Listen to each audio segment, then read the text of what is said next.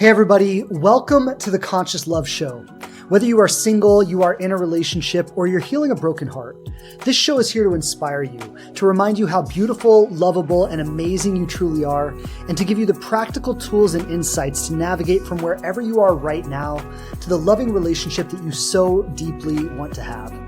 My name is Shane Kohler. I'm a certified transformational coach and trainer with over a decade experience helping people release their trauma and open their hearts to love. I've delivered seminars all over the world, coached thousands of people through my online platforms and programs, and every week I'm coming straight to you with the hottest insights and the best teachers around, bringing you powerful resources and profound conversations to heal your relationship with love, dating, and yourself. I'm so grateful you're here, and if it's your first time, welcome. You can count on me to always show up for you with my very best and a commitment to learn and grow myself so I can serve you to my maximum ability. Thanks so much for tuning into the show. I've got some awesome things planned for you today. So without further ado, let's dive in.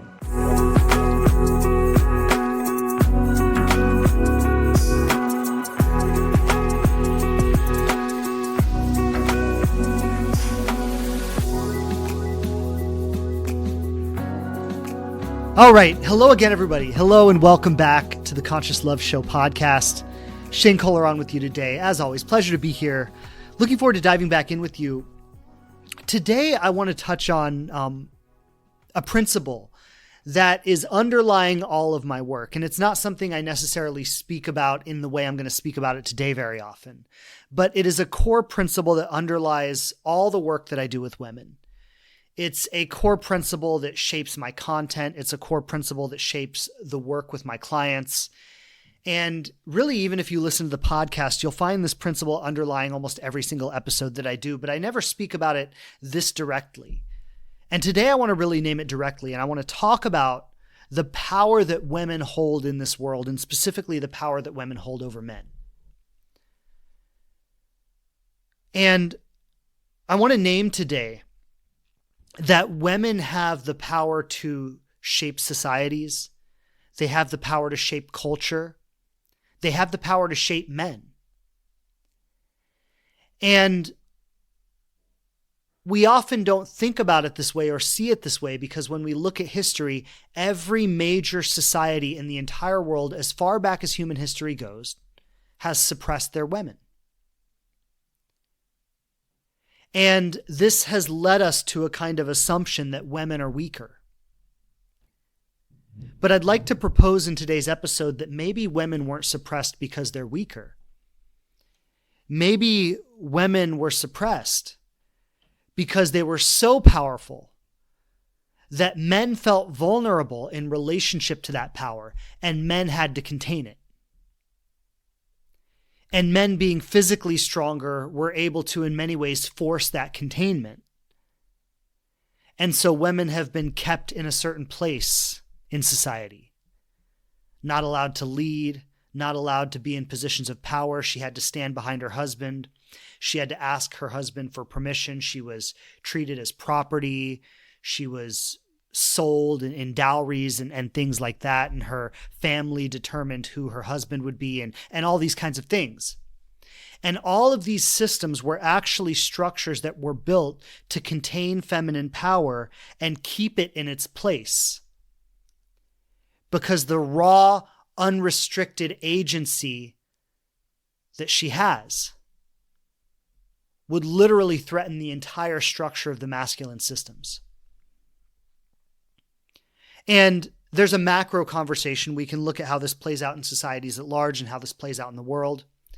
And there's also the micro conversation. And I know the micro conversation is where it's really relevant for the listeners. Because what we have today is women feeling very powerless in relationship to men. Women feeling in their dating and their romantic life that they are waiting for a man to choose them. Women living largely in a form of anxious attachment, hoping that they can perform and be pleasing enough to men for a man to finally choose her.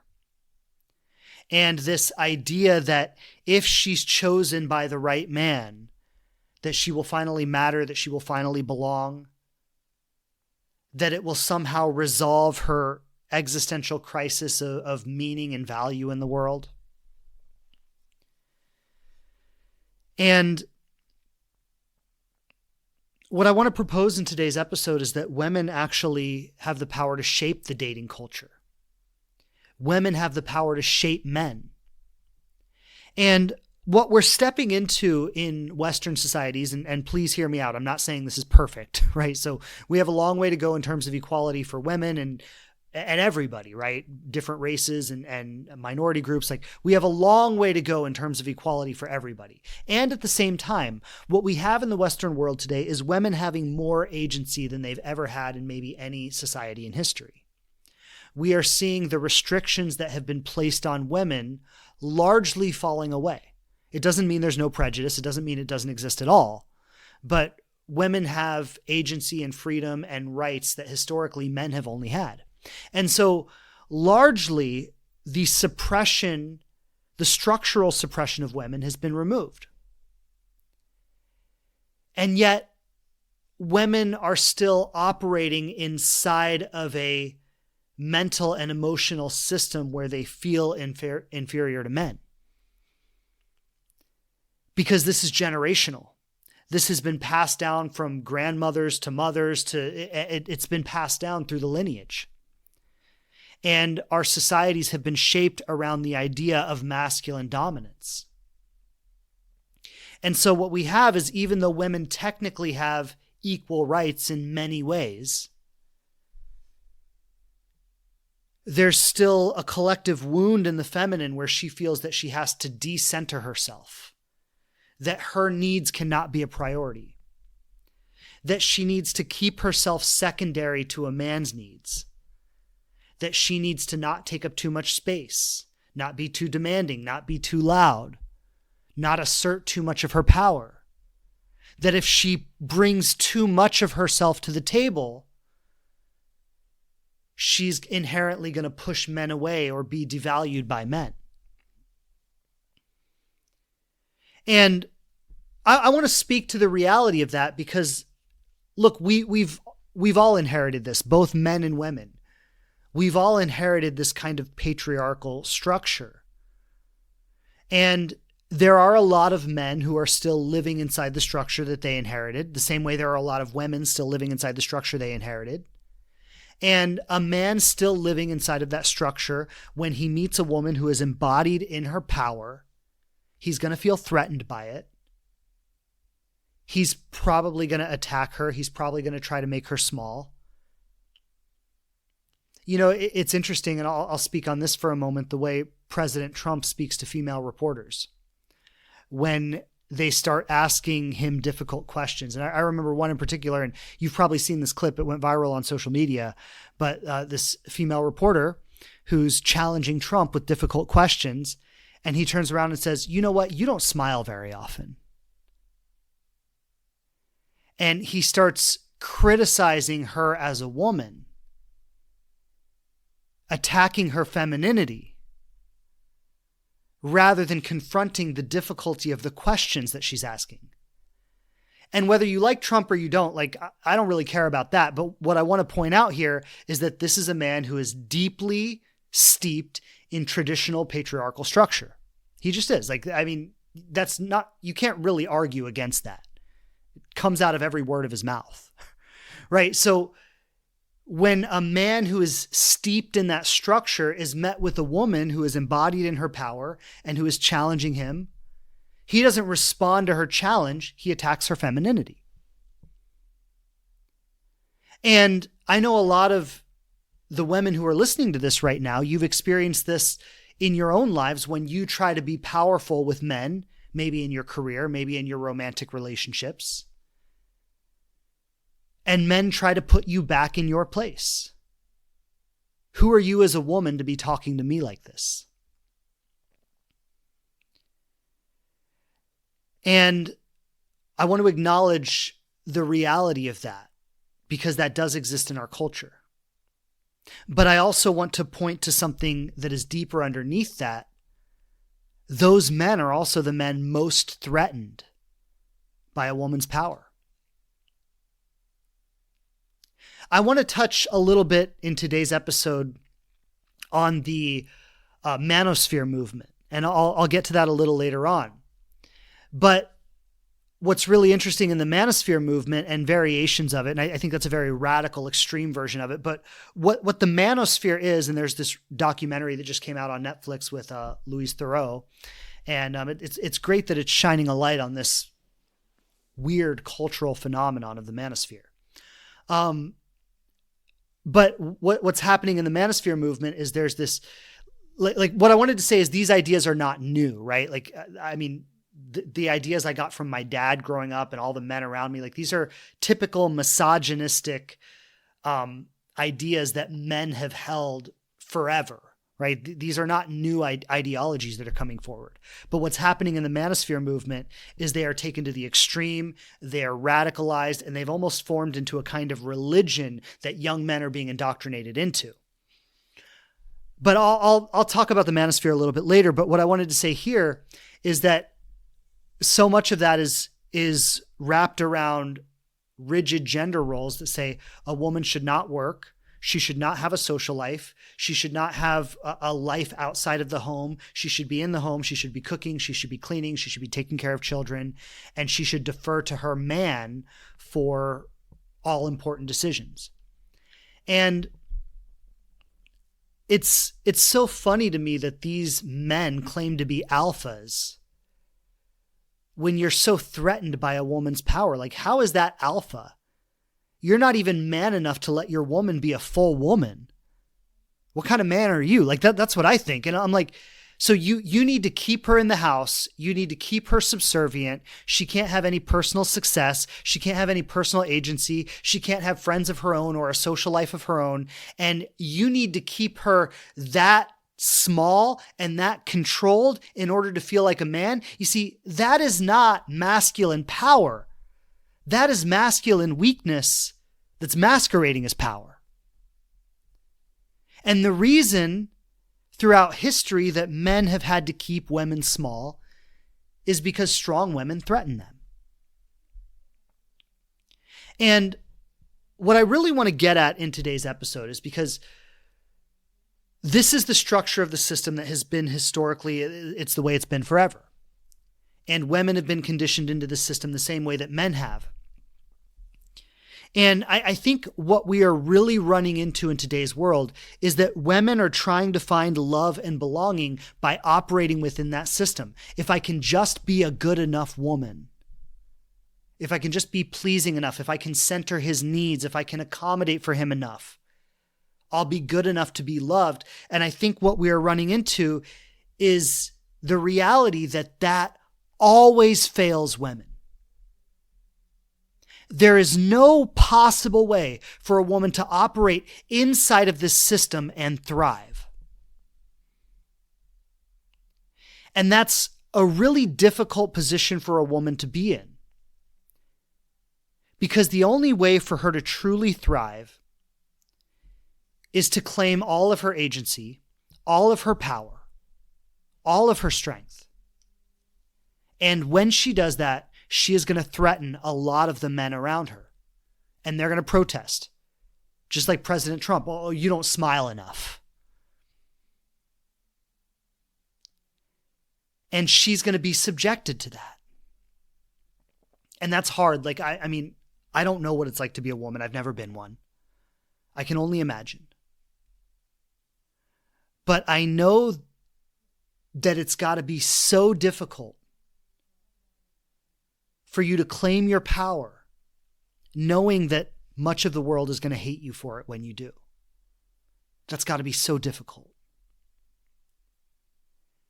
And I know that from the time you were born, and I'm speaking to the women right now, from the time you were born, you have been conditioned into a certain role of what your place is as a woman. And this has been handed down from your grandmother to your mother to you. And your nervous system feels safe inside that conditioning. And so when you step outside of that, not only are you experiencing external threat, insecure men attacking you, also the women who are working to reinforce it, because when they see you being powerful, they feel threatened and they want to put you back in your place. And your nervous system, so not only is there an external threat from the men and women who want to keep you where you are, but there's an internal threat. Your own nervous system is saying it's not safe to be your whole self. And that's terrifying. And so again, I don't know what it's like to be a woman. I've never personally experienced this, but I just want to say to the women that I see you. I see the predicament that you're in. I can only imagine how difficult it must be. And at the same time, I want to say that when you have the courage to do that, yes, you will be hated for it. But when you have the courage to do that, that is the only way, one, that you earn your own self-respect. And that's maybe the most important part. But it's the only way that you create respect in partnership. And so while a lot of men are going to hate you for it, there are some men who are going to see you embodied in your power and say, oh my God, I've been waiting for a woman like you my whole life. And I know that because that was me with my wife. You know, it's probably not an accident that I married the first woman I ever dated who was truly embodied in her power. It's probably not an accident. There were other women I could have married. There were other relatively good relationships I was in. And those relationships, even though I was relatively happy in them, even though I liked the women I was with, they didn't call me into that devotion. And when I met my wife, there was something different about her. And I truly think this is what it was. So I want to touch on some historical aspects of this. And not that I want to go into a full history lesson, but I really want to land the point that women have never been without power. Women have been so powerful that men felt like they needed to be contained. And because men were physically stronger, they were often able to forcibly contain women.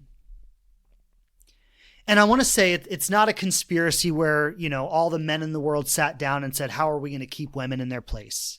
It's not like that.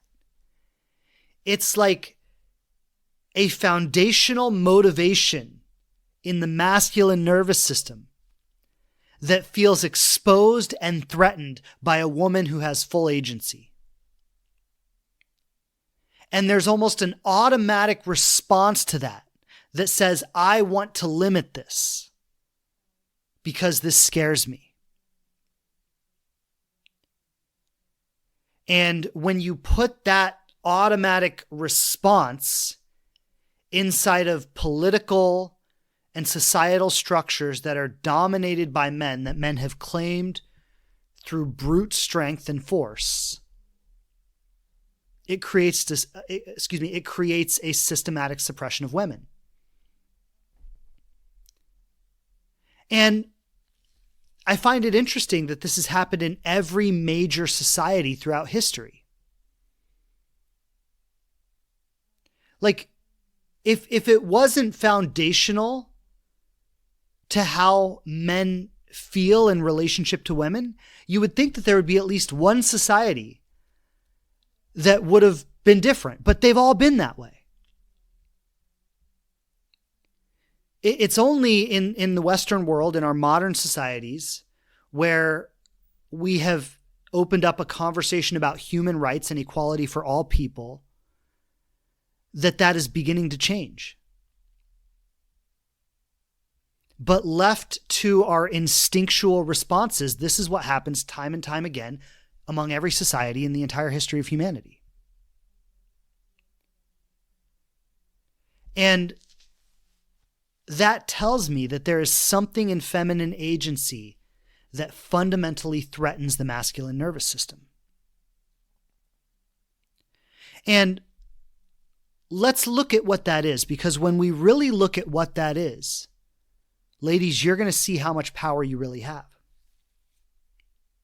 And so I've been doing a lot of research on this in preparation for this episode and reflecting on my experience and how it's shown up in various societies in the world. And what I've landed on is that women sit at the intersection of three critical domains: reproduction, selection, and social cohesion. And so let's talk about each of these, because these are maybe the three domains that have the most critical power in shaping the world, and women sit right in the middle of every single one of them. And so what we really have here, as I break down these three domains, what you're going to see is that women have held basically all the power. And that power has just been contained within masculine systems. So reproduction, let's look at that. Women determine lineage, inheritance, and alliances, right? Who has children with who determines the lineage of kings and the transfer of royalty, the transfer of power. It determines inheritance, who receives what property, what assets, what wealth. It determines alliances, right? Women would be married off to alliances to, the daughter of the king would be married off to the prince of such and such country to shape alliances. Like, women literally sit right in the middle of the systems that shape the structure of political alliances and the systems of inheritance and lineage. If a woman were in full agency of herself, she would literally control the political world. Selection. Now, this one is really interesting because women choose which men reproduce and which men gain status and social status. There's a fundamental rule, and you can even see this in tribal societies. The highest status men get the most women.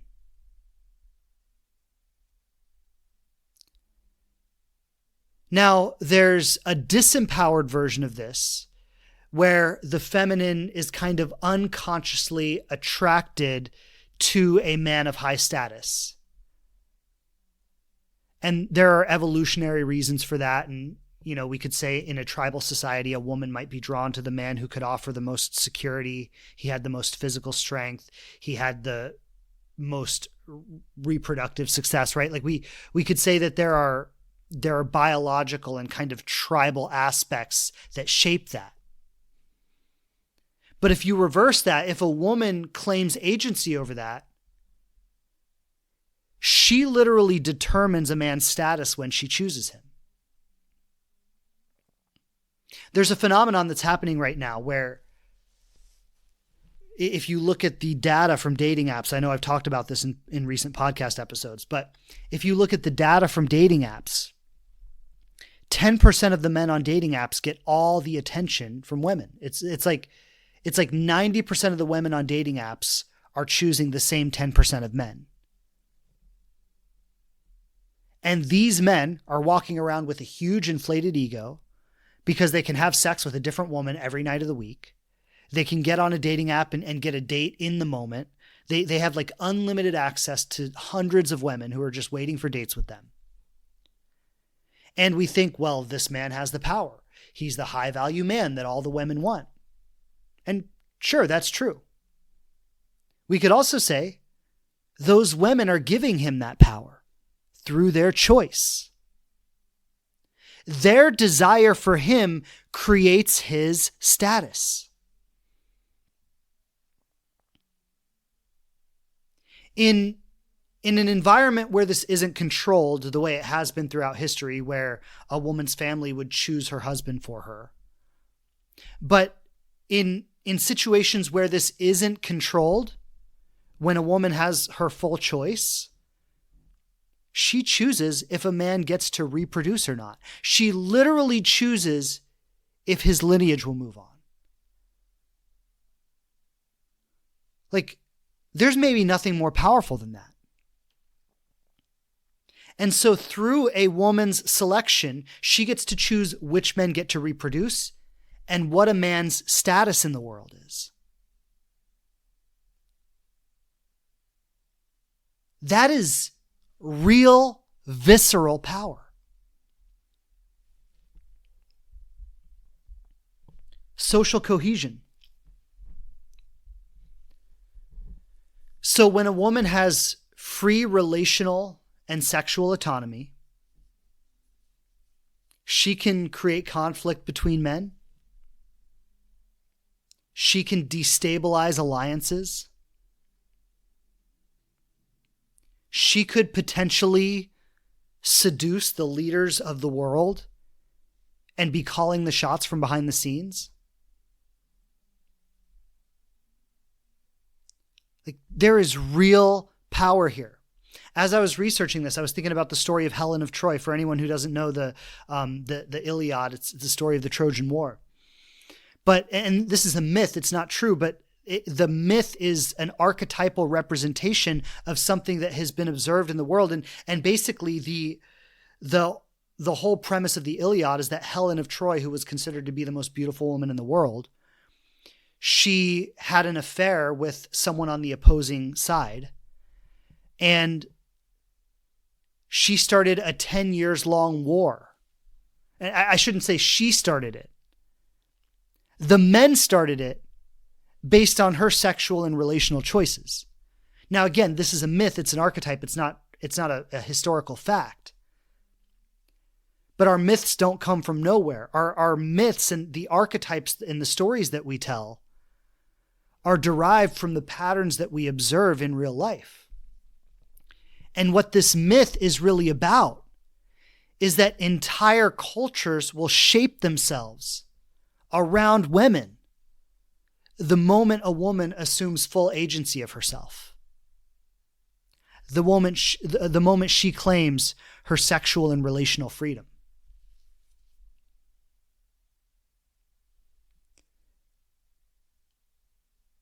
In the story of the Iliad, they say that 1,000 ships were mobilized over Helen. And so men may have power over things, but women have power over the powerful.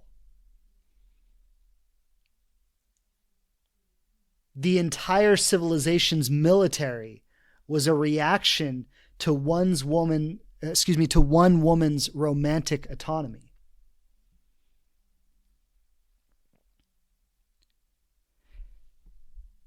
And now, let's add one element to this. Is that men feel exposed in relationship to women. Men feel vulnerable in relationship to women. He's vulnerable to her choice. He's vulnerable to her selection. He's vulnerable to her affirmation, her approval.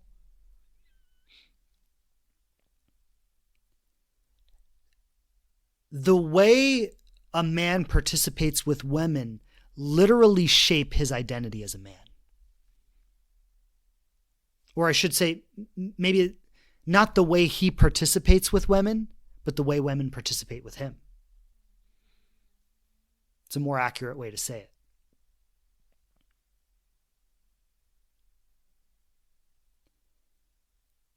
And if I go back to the dating app example, or if we look at how this often plays out in society at large, one of the biggest pervasive problems that I see that consistently keeps women in negative cycles with men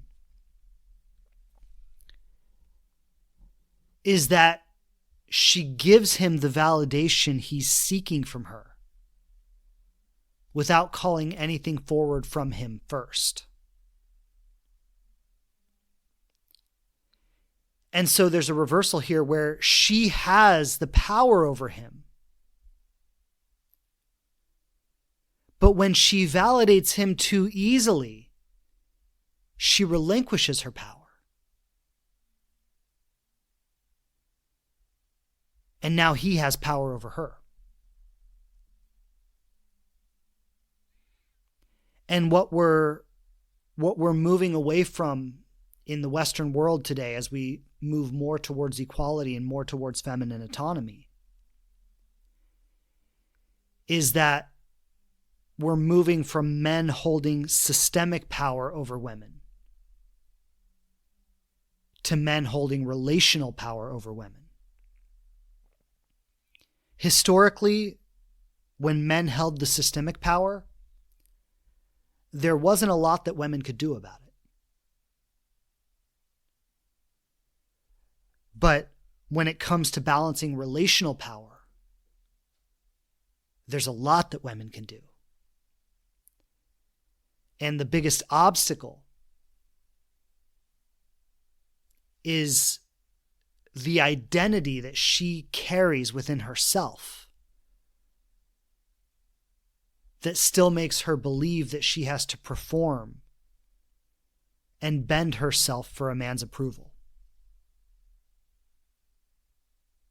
So today the challenge isn't so much physical or systemic as it is psychological.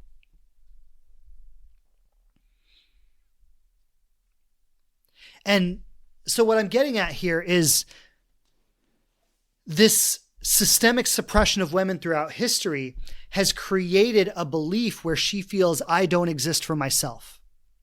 I exist to be chosen. I exist to serve or please or support.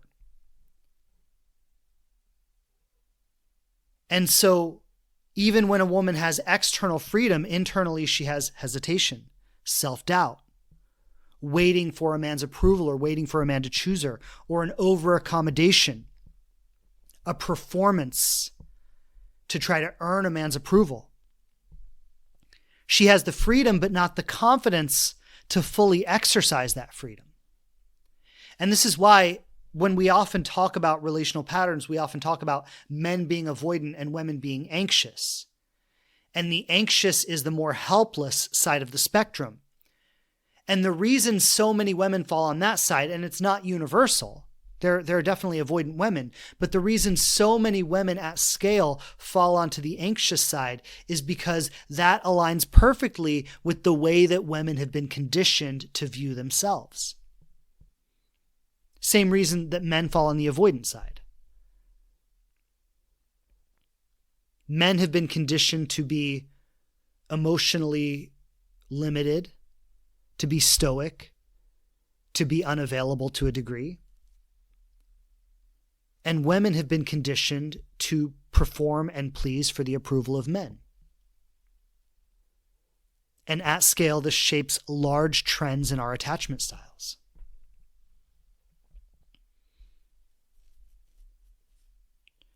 So I mentioned earlier this rise of the manosphere, and the recent documentary, which is getting a lot of attention, that Louise Theroux did, interviewing these manosphere influencers and this ideology.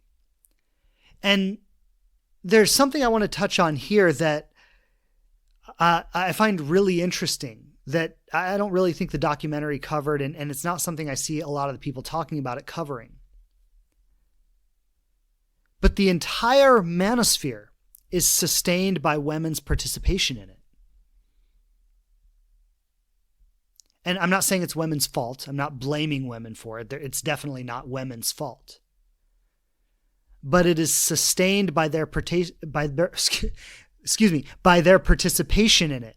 Because this is what I want you to ask yourself: who would these supposed alpha males be without the feminine attention they receive? Their entire identity as the dominant alpha male rests on their ability to have power over women. If you look at Andrew Tate, who was, I guess, basically the founding father of this movement, and I mean, the guy's a fucking psychopath.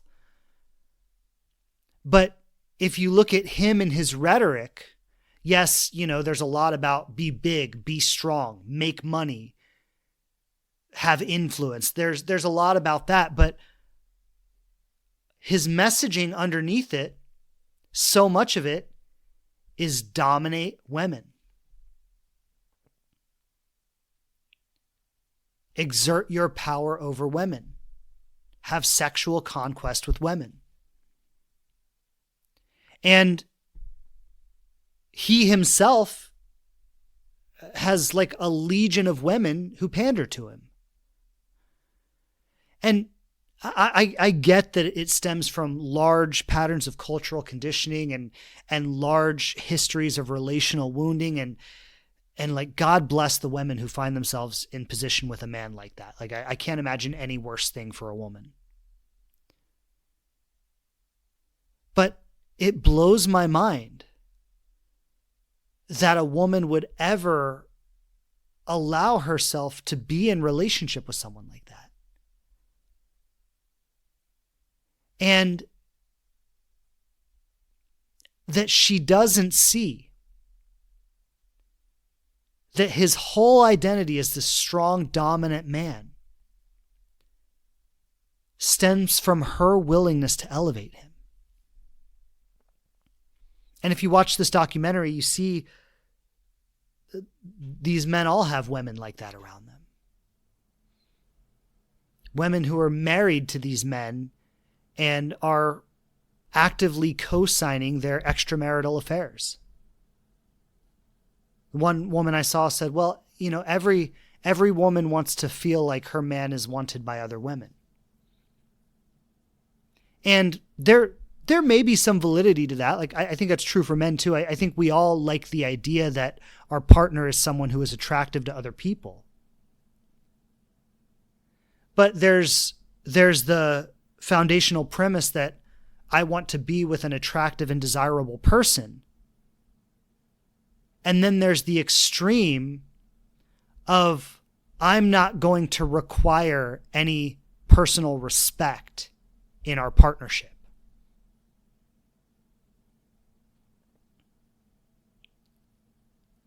And these are the ways in which women give away their power to elevate these kind of men. And there's another side of the manosphere that's really interesting too, and this is the incel side. And so the manosphere is largely, and this is what the documentary focused on, was largely these alpha bros that are, the kind of dominant masculine archetype. And then the documentary didn't cover this as much, but there's the other side of the manosphere, which is the incel side. And the incel side, I think this is where a woman's power is really revealed. Because the incel side are an entire sector of the manosphere that have created identity around their inability to have success with women. And so you have this movement of men that is, I don't want to say this is mainstream. I think it's actually quite fringe, but it's sensational. And so it gets a lot of attention because sensational things get a lot of attention. I don't think this is a representation of men as a whole by any means, but it's a radicalized movement of men. And you have two sides of it. You have the alpha bros and you have the incels. But both sides of the manosphere are completely centered around their relationship with women. Those who have success with women and those who don't. And so the manosphere is literally shaped by the way that women participate with men. That's real power. This entire radical movement of men right now is completely organizing itself around how these men have relationships with women.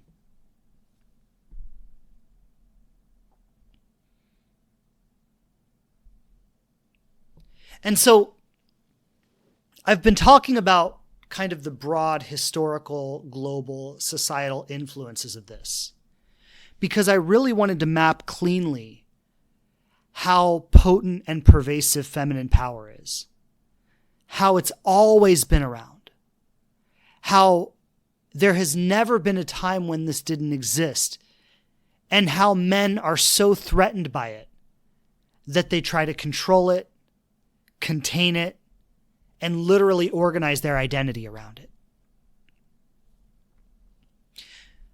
But now I want to make it personal, because what I really want to do in today's episode is, for the women who are listening, I want to show you how to use your power in relationship with men in a real and potent way.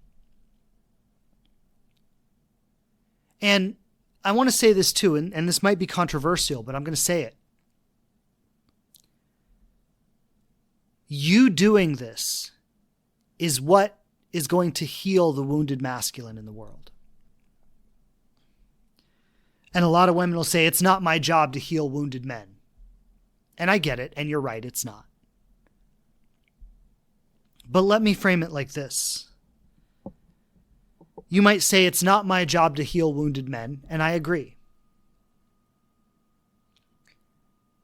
But then I would ask you, is it your job to heal in yourself the ways that you've been conditioned to give wounded men power over you? And if you say yes, well then the two are the same thing.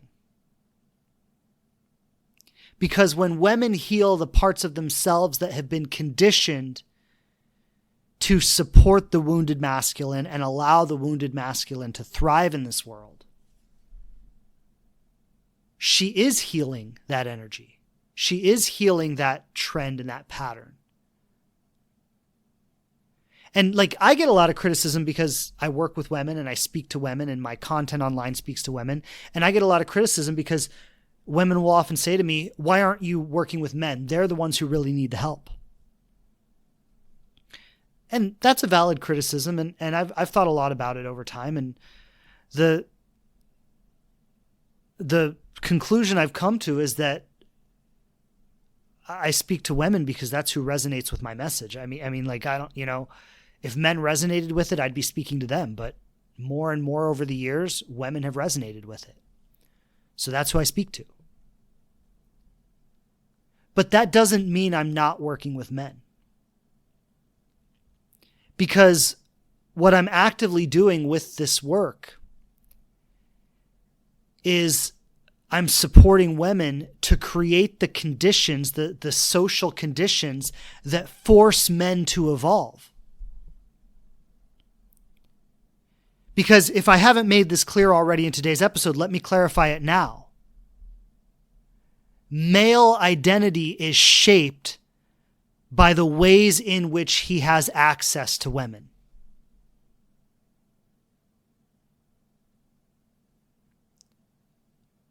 So women are literally shaping the collective masculine identity through the ways in which she allows him to have access to her. Now, I'm not saying it's women's fault, the things that men have done or the things that men do. I'm not saying that. But what I'm saying is every woman in her relationships with men has the choice to challenge the patterns of the wounded masculine or enable them. And the women who enable those patterns, validate those patterns, and give them permission to continue to exist in the world. And some might not like that statement, But that's just a simple cause and effect reality. If I do something and it works, it gets the desired result, I'm going to keep doing it. These manosphere alpha bros that have these women who pander to them continue to be the way they are because it works. And I say this as a man. I don't think anything validates a man more than feminine attention. Money, success, status, the approval of other men. That's part of it. But if you remove feminine attention from that equation, there's not much left. In fact, so much of what men do, working out at the gym, getting strong muscles, buying a nice car, making a lot of money, so much of what men do is driven by his desire to improve his status with women. And that was the old way of doing things. Because in the old way of doing things, men had the power over physical things. And so the man who could make the most money, the man who could drive the nicest car, the man who could have the most societal influence, tended to draw the most women towards him because she was dependent on him for physical material stability. Today, she's not. The modern woman does not need a man to pay her bills. She does not need him to put a roof over her head or food in her refrigerator. She doesn't need him for that. And these manosphere bros, or the whole ideology underneath it, is trying to keep women in the house,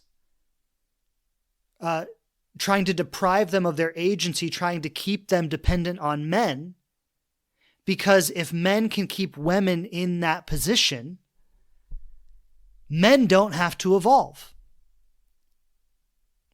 If we can keep women in a position where they are materially dependent on men, men don't have to become more intelligent, more emotionally attuned, more vulnerable, more sensitive, more empathetic. Men don't have to develop those qualities if all they have to do is bring home a paycheck. But in a world where women provide for themselves now, what they need from men changes. And so now a woman doesn't need a man to pay her bills or put a roof over her head. What she needs is someone who can be emotionally attuned, someone who can be emotionally stable, someone who has mastery over his anger and his fear, someone who can respect her and uplift her and encourage her, someone who can sit with her as she experiences all of her emotions,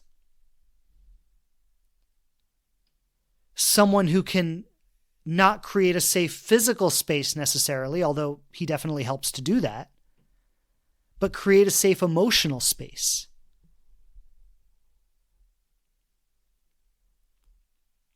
And these are skills that have been underdeveloped in men because until now they have never been needed. And so in relationship with men, when a woman meets a man, he is reading her energy. He is responding to her self-perception, and he is organizing himself accordingly. So what does that mean? Well, there are two expressions of feminine energy. There's the old pattern, the collapsed feminine. She relinquishes her power. She seeks validation. She over-accommodates. She avoids her truth. She doesn't challenge him. She orients herself around him, and she becomes a tool for his ego. That's the old pattern. That's the pattern that women have been forced to live in throughout history in order to survive. and it is not her fault. She didn't choose that. But it's important for women to understand that at scale, this is what you've been conditioned into. Then there's the embodied feminine, the awakened pattern, where she's rooted in herself, she's clear in her desire, she's emotionally present, she sets the standard for him to rise to, and she doesn't control men, but she requires a man to be able to meet her.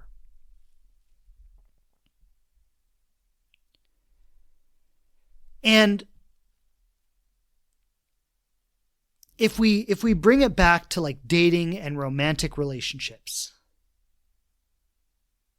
every time a woman meets a man, he is feeling into, is she the collapsed feminine or is she the embodied feminine?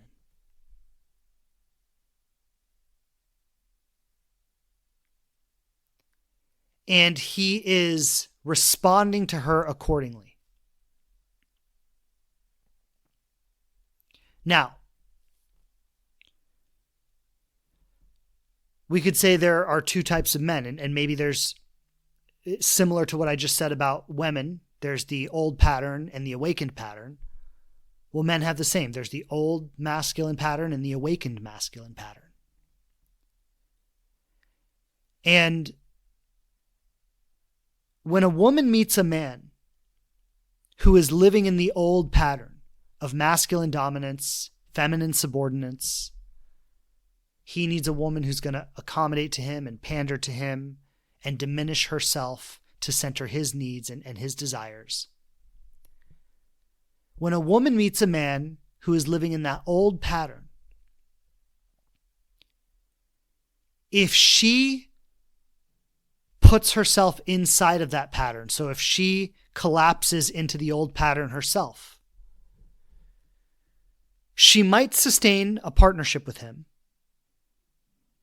And usually it doesn't last forever, but it could last for years. And a lot of the women listening, I know you've been in this, where you've bent over backwards and accommodated for a man for years, and you gave your all to him over and over and over again, and he took and took and took from you. And then eventually, maybe 10 years later, he was done and he left. I watched my father do this to the woman who I call my stepmom. They were never married, which was part of the pattern, right? But they were together for 20 years. And she spent 20 years of his life giving him everything, experiencing very real abuse. He didn't hit her or beat her, but he did everything else. All the narcissistic gaslighting and control and manipulation and diminishment and attack and all of it. And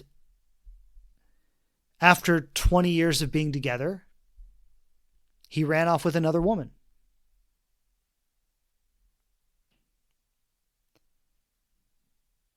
So I know a lot of the women listening have lived through something like that.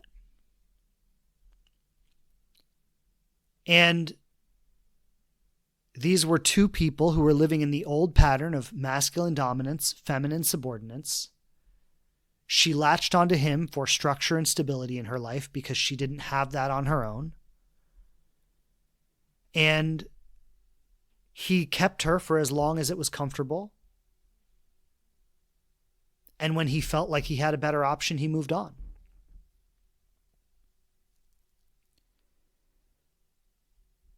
So this is what I said earlier, is a woman cannot win inside that old structure. She can diminish herself to the point of non-existence. She can do everything for him. She can accommodate his every need. She can be his whole world. She can hold everything together. And by the way, like when I look at my dad and my stepmom, she owned the house that he lived in because his credit was shit.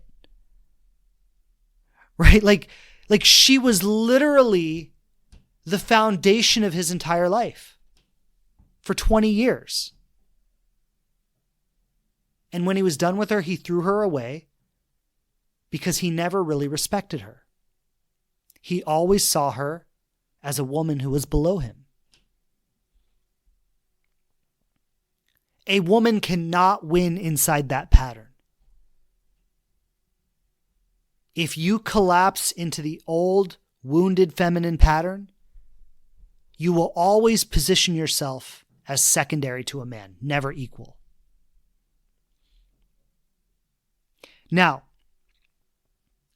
if the old version of the masculine meets an embodied, awakened woman, he will hate her. She will threaten every aspect of his identity. He will criticize her. He will attack her. He will tear her down. Again, think of Trump with the reporter. So this is the very real threat that empowered women face in this world. And I've already said it, but I get that that's terrifying. I get that it's scary to be that person and receive that kind of backlash.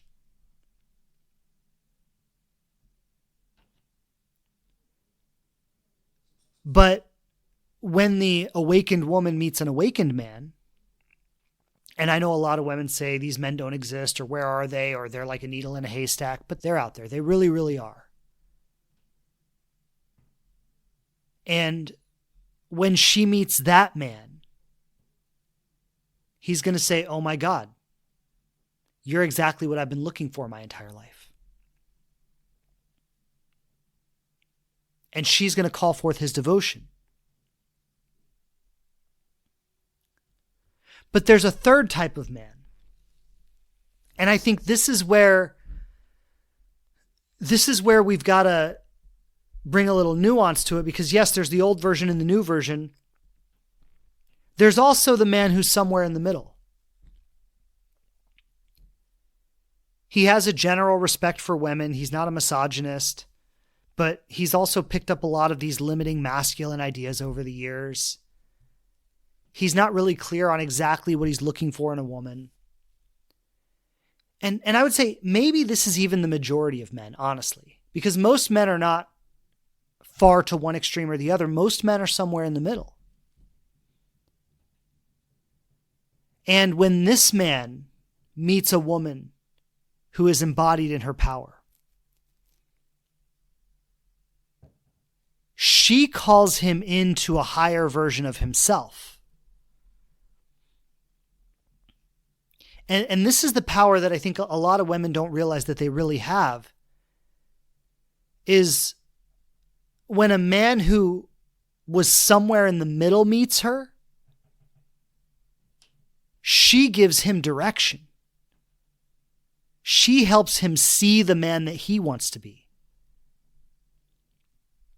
And maybe that's the deepest level of devotion, because when you helped a man discover who he wanted to be, when you were the catalyst through which he discovered his own greatness,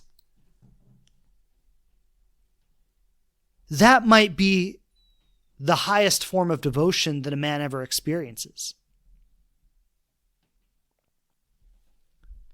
But there's an important nuance I want to bring back to this, because if this is misinterpreted, what it becomes is a woman needs to be a certain way to get a man's approval.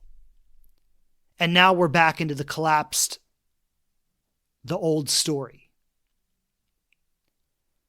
So I'm not saying that women need to be a certain way to get a man's approval. What I'm saying is that women have an immense amount of power over men. They always have. There has never been a time when that wasn't true. We are now living in a world, especially in the Western world, where it is mostly safe for a woman to claim that power. And many women are still struggling with the generational inheritance they've received about who women are supposed to be. And that's preventing them from owning the power they have. But the most important thing is I'm not saying own that power so that you can find a man. I'm saying own that power because it's yours. Own that power because it's your birthright. Own that power so you can experience your own power for your own sake. And when you do that, men will orient themselves in relationship to that power. Some men will recoil in fear because they feel so threatened by it. Some men will respect you more than they've ever respected anyone in their whole life. Some men will feel threatened at first and maybe see a possibility and maybe work through that threat and maybe rise to that and maybe not. But regardless of all the various ways this could work out, the fundamental reality is that you will be in tune with your own power, and you will be creating your life experience through your power rather than your weakness.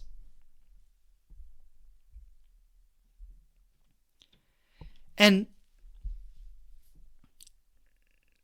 this is the thing, is that at scale, over time, men will rise to the standard that women set for them.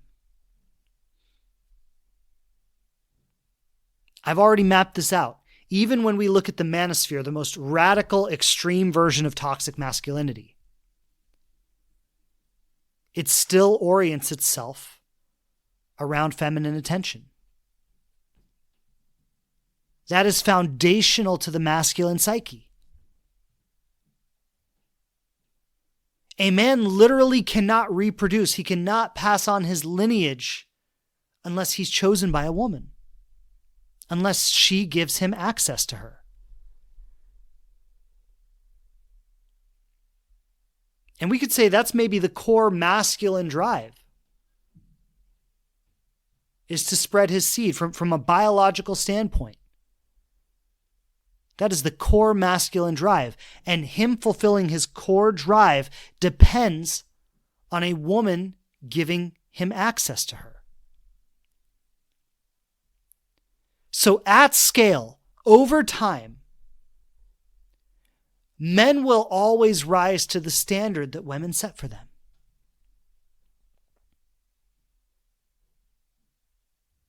That's how much power a woman has.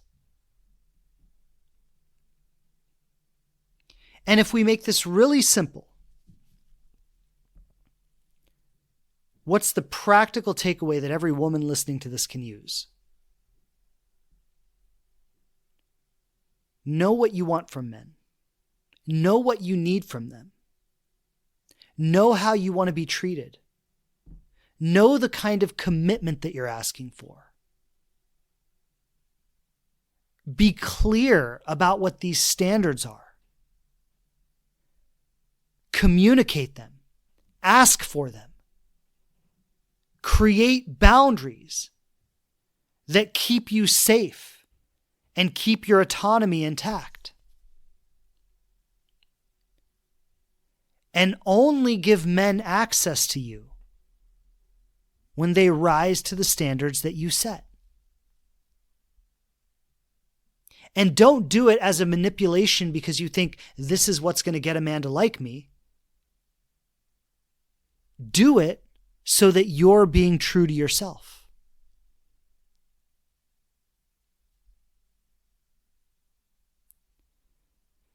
That is the essence of everything I'm saying here. But we've got to break the belief and the story that women have less power than men. They don't. Men orient themselves around access to women. That's a superpower. It's a power that can literally shape the world. But at the micro scale, it's the power that will literally shape your relationships with yourself and men every single day of your life. So lots of love. Thank you for being with me today. If you have any thoughts on this, I'd love to hear. You can email me, shane@thelivingrelationship.com. You can drop a comment below if you're on a platform that allows comments. And in any case, thank you for being here. I appreciate you. Thank you for listening. I'll be back with you next week. Take care until then. Bye. Thanks again for checking out the show.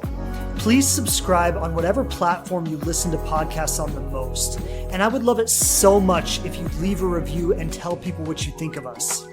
Don't forget to follow us on Instagram @TheLivingRelationship to connect more closely. And I'm grateful to be supporting you on your journey to love.